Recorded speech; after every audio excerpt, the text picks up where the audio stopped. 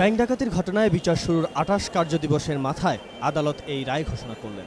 মঙ্গলবার সকালে ঢাকার জেলা ও দায়রা জজ এস.এম. কুদ্দুস জামান এই আদেশ দিয়ে বলেছেন, এটি শুধু প্রকাশ্য দিনের আলোয় ডাকাতি ছিল না, বরং এটি ছিল সুপরিকল্পিতভাবে ৮ বেসামরিক নাগরিককে ঠান্ডা মাথায় হত্যা। রায়ে সন্তোষ জানিয়েছে রাষ্ট্রপক্ষ।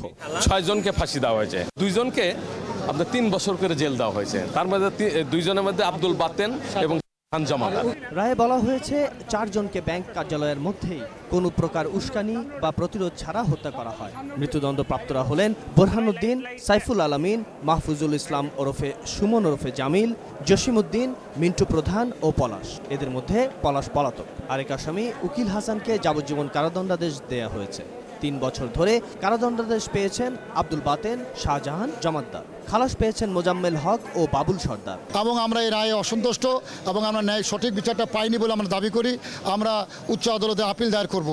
এর আগে গ্রেপ্তারকৃতদের জবানবন্দিতেই উঠে আসে জঙ্গি অর্থায়নে তহবিল গঠনের জন্য ছিল এই ডাকাতি। গ্রেপ্তার ১০ আসামির মধ্যে জেএমবির ৭ সদস্য দোষ স্বীকার করে আদালতে ১৬৪ ধারায় এই জবানবন্দি দেন। তারা নিজেরা বলেছিল 164 করে যে তারা জঙ্গি সংগঠনের সদস্য, এবং এইটা টোটালটাই যে হিসাবে যে এসছে তাতে জঙ্গি সংগঠনের জঙ্গির টাকা পয়সা জোগাড় করার জন্যই এই ঘটনাগুলো তারা ঘটাইছে। ২০১৫ সালের ২১ এপ্রিল বাংলাদেশ কমার্স ব্যাংকের আশুলিয়ার কাঠগড়া বাজার শাখায় হামলা চালায় ডাকাতরা। তাদের গুলি ও ছুরিকাঘাতে প্রাণ হারায় ব্যাংক ম্যানেজার ও কর্মচারী সহ ৮ জন। রাফিজ আদনান আদেল, ২১ টেলিভিশন, ঢাকা।